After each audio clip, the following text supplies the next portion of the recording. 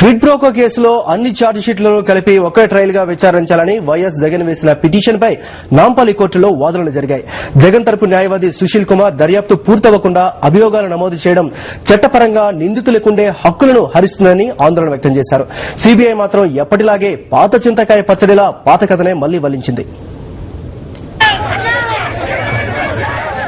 Quid pro quo కేసులో అన్ని ఛార్జిషీట్లు కలిపి ఒక్కటిగా విచారణ జరపాలని కోరుతూ వైఎస్ జగన్మోహన్ రెడ్డి వేసిన పిటిషన్పై నాంపల్లి సీబీఐ కోర్టులో వాదనలు ముగిశాయి.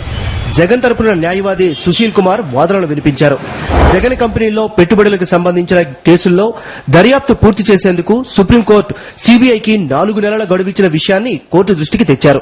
ఇప్పటికే నెల గడిచిపోయిందని, 90 రోజులు మిగిలి ఉండగా అప్పటి వరకు విచారణ ఆపాలని సుశీల్ కుమార్ కోర్టును కోరారు. దర్యాప్తు పూర్తయిన తర్వాత అభియోగాల నమోదుకు తమకెలాంటి అభ్యంతరం లేదని స్పష్టం చేశారు. దర్యాప్తు పూర్తి కాకుండా అభియోగాలు నమోదు చేయడం నిందితుల హక్కులు హరించడమేనని తెలిపారు. ఆదాయపు పన్ను శాఖ అధికారి మహిదర్ ను, జగతి పబ్లికేషన్స్ విలువలు లెక్కగట్టిన డెలైట్ కంపెనీ ప్రతినిధి సుదర్శన్లను పలు ఛార్జిషీట్లలో సీబీఐ సాక్షులుగా పేర్కొన్నదని వివరించారు. దీనివల్ల ఒకే సాక్షిని అనేక సార్లు క్రాస్ ఎగ్జామినేషన్ చేయాల్సిన పరిస్థితి ఏర్పడుతుందని కోర్టు దృష్టికి తెచ్చారు.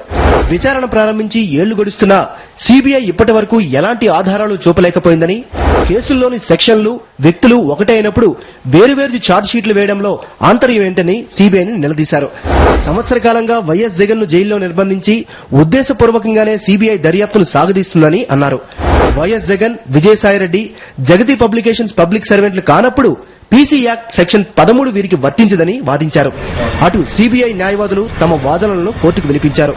ఎప్పటిలాగే ఈ కేసులో వివిధ అంశాలు ముడిపడి ఉన్నాయని తెలిపింది. ఇరుపక్షాల వాదనలు విన్న కోర్టు తీర్పును ఈ నెల 10కి వాయిదా వేసింది.